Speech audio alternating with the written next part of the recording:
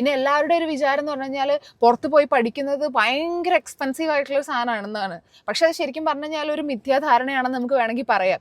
ശരിക്കും നല്ല രീതിയിൽ ബഡ്ജറ്റ് പ്ലാൻ ചെയ്ത് കഴിഞ്ഞ് കഴിഞ്ഞാൽ വലിയ എക്സ്പെൻസീവ് ആയിട്ടുള്ള ഒരു കാര്യമൊന്നും അല്ല ആക്ച്വലി പുറത്ത് പോയി പഠിക്കുന്നത്. ഇത് വലിയൊരു കോംപ്ലിക്കേറ്റഡ് പ്രോസസ്സ് ആണെന്നുള്ളത് ആൾക്കാർക്ക് ഒരു ചിന്തയുണ്ട്. ശരിക്കും പറഞ്ഞാൽ അങ്ങനെയൊന്നും ഇല്ല.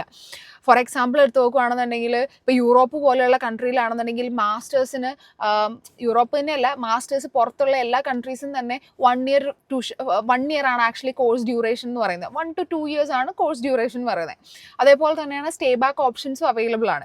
ഈ ട്യൂഷൻ ഫീസ് എടുത്ത് നോക്കുകയാണെന്നുണ്ടെങ്കിൽ യൂറോപ്പ് പോലെയുള്ള കൺട്രീസ് ആണെന്നുണ്ടെങ്കിൽ 4 ലക്ഷം രൂപ തൊട്ടാണെന്നുണ്ടെങ്കിൽ PG ട്യൂഷൻ ഫീസ് 1 ഇയറിലേക്ക് വരുന്നുണ്ട്.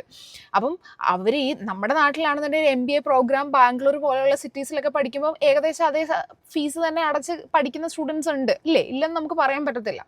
അതേപോലെ തന്നെയാണെന്നുണ്ടെങ്കിൽ ഈ പറഞ്ഞ പോലെ തന്നെ UK പോലെയുള്ള കൺട്രീസ് ആണെന്നുണ്ടെങ്കിൽ സ്റ്റാർട്ടിങ് ഒരു 10 ലക്ഷം അല്ലെങ്കിൽ 12 ലക്ഷം രൂപ ട്യൂഷൻ ഫീസ് വന്നാൽ പോലും പകുതി പൈസ ഇവിടുന്ന് സ്റ്റുഡൻസ് അടയ്ക്കുന്നുള്ളൂ. ബാലൻസ് ഉള്ളത് അവർക്ക് UK ചെന്നിട്ടാണെന്നുണ്ടെങ്കിൽ ഇൻസ്റ്റാൾമെന്റ് ആയിട്ട് സെക്കൻഡ് സെമസ്റ്റർ തൊട്ട് അടയ്ക്കാനുള്ള ഓപ്ഷൻസ് യൂണിവേഴ്സിറ്റീസ് കൊടുക്കുന്നുണ്ട്. പിന്നെ പണ്ടത്തെ പോലെ എഡ്യൂക്കേഷൻ ലോൺ ഭയങ്കര പാടൊന്നും അല്ല ഇപ്പം കിട്ടാൻ വേണ്ടിയിട്ട്. എഡ്യൂക്കേഷൻ ലോൺ കിട്ടാനായിട്ട് ഇതിന് മാത്രം ബുദ്ധിമുട്ടുകളൊന്നുമില്ല. നിങ്ങൾക്ക് കൊളാട്രൽ ഉണ്ടെന്നുണ്ടെങ്കിൽ ഈസി ആയിട്ട് നിങ്ങൾക്ക് ലോൺ കിട്ടും. അതല്ല കൊളാട്രൽ ഇല്ലെന്നുണ്ടെങ്കിൽ ഇത് നിങ്ങളുടെ അക്കാദമിക്സ് സ്ട്രോങ് ആണെന്നുണ്ടെങ്കിൽ അതിൻ്റെ ബേസിൽ കിട്ടും. അതല്ല നിങ്ങൾക്ക് കോ ആപ്ലിക്കൻ്റ് ആയിട്ട് പേരൻസ് ഉണ്ട്, അല്ലെങ്കിൽ അപ് ടു ഫസ്റ്റ് കസിൻസ് വരെ ബേസ്ഡ് ഓൺ ദെയർ ഇൻകം ഒരു കോ ആപ്ലിക്കൻ്റ് ആയിട്ട് വെച്ചുകൊണ്ട് നിങ്ങൾക്ക് ലോണിന് അപ്ലൈ ചെയ്യാവുന്നതേ ഉള്ളൂ. പിന്നെ ചില സ്റ്റുഡൻസിന് വലിയൊരു കൺസേൺ ആണ് അക്കോമഡേഷൻ, അല്ലെങ്കിൽ ഈ പറഞ്ഞ പോലെ തന്നെ എയർപോർട്ട് പിക്കപ്പ്. അങ്ങനെ ഇനി അവിടെ വേറൊരു കൺട്രിയിൽ ഞാൻ എങ്ങനെ പോയി സർവൈവ് ചെയ്യും?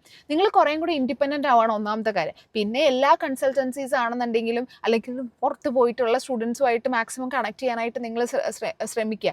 കൺസൾട്ടൻസീസ് ആണെങ്കിൽ ഒബ്വിയസ്ലി നിങ്ങൾക്ക് എന്ത് ചെയ്യും, അക്കോമഡേഷൻ സപ്പോർട്ട്സ് തരുന്നുണ്ട്. യൂണിവേഴ്സിറ്റിയുടെ തന്നെ അക്കോമഡേഷൻസ് ഉണ്ട്. ഇപ്പോൾ +2 ഒക്കെ കഴിഞ്ഞ സ്റ്റുഡൻസ് ആണെന്നുണ്ടെങ്കിൽ പുറത്ത് ഷെയർഡ് അക്കോമഡേഷൻസ് എടുക്കാതെ, പ്രൈവറ്റ് അക്കോമഡേഷൻസ് ബേസിക്കലി എടുക്കാതെ ആണെന്നുണ്ടെങ്കിൽ നമ്മുടെ യൂണിവേഴ്സിറ്റി അക്കോമഡേഷൻസ് എടുക്കുകയാണെന്നുണ്ടെങ്കിൽ കുറച്ചും കൂടെ സേഫ് ആയിരിക്കും. മനസ്സിലായോ?